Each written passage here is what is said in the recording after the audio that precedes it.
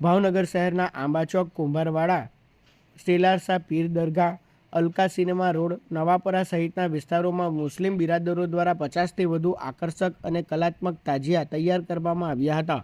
પરંપરાગત રીત રિવાજ મુજબ તાજિયાના જુલુસ શહેરના વિવિધ રાજમાર્ગો પરથી પસાર થઈ અલકા સિનેમા વિસ્તારમાં પહોંચ્યા હતા। રંગબેરંગી લાઇટોથી શણગારેલા તાજિયા લોકોમાં આકર્ષણનું કેન્દ્ર બન્યા હતા।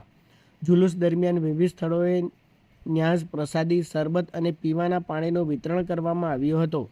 મહોરમ પર્વની ઉજવણી નિહાળવા ભાવનગરવાસીઓ મોટી સંખ્યામાં ઉમટી પડ્યા હતા। શાંતિ અને સુરક્ષા જળવાઈ રહે તે માટે પોલીસ વિભાગ દ્વારા વોચ ટાવર સહિત ચુસ્ત બંદોબસ્ત ગોઠવવામાં આવ્યો હતો।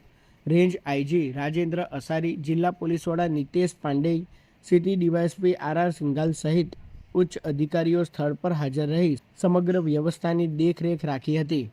એટલે કે ઇસ્લામ ધર્મના મહાન પૈગંબર હઝરત મોહમ્મદ મુસ્તફા સલ્લલ્લાહુ અલૈહિ વસલ્લમ, તેમના નવાસા હઝરત ઇમામ હુસૈન અલૈહિ સલામ, તેમને કરબલામાં રણમાં 3 દિવસ ભૂખ્યા અને તરસ્યા શહીદ કરવામાં આવ્યા। તેમના 6 માસના દીકરા જનાબે અલી અસગર, તેમને 3 ભાલવાળું એટલે કે ત્રિશૂળ આપણે કહીએ કે એની ગળામાં મારવામાં આવ્યું અને શહીદ કરવામાં આવ્યા તેમને પણ। એટલે આવા જુલ્મની પાછળ આજે ભાવનગર ખોજા સમાજ અને સમગ્ર ભારતમાં અને સમગ્ર વર્લ્ડમાં આજે 10 મોહરમ એટલે કે આશુરાના દિવસે તાજિયા કાઢવા અને જુલુસ કાઢવામાં આવે છે। એ જુલુસમાં બધા લોકો માતમ કરે છે અને તાજિયત પેશ કરે છે। એટલે આજરોજ ભાવનગરના આંબા ચોકથી અલકા સુધી જુલુસ જશે અને ત્યાં જુલુસનું સમાપન થશે અને રાત્રે તાજિયા ઠંડા થશે।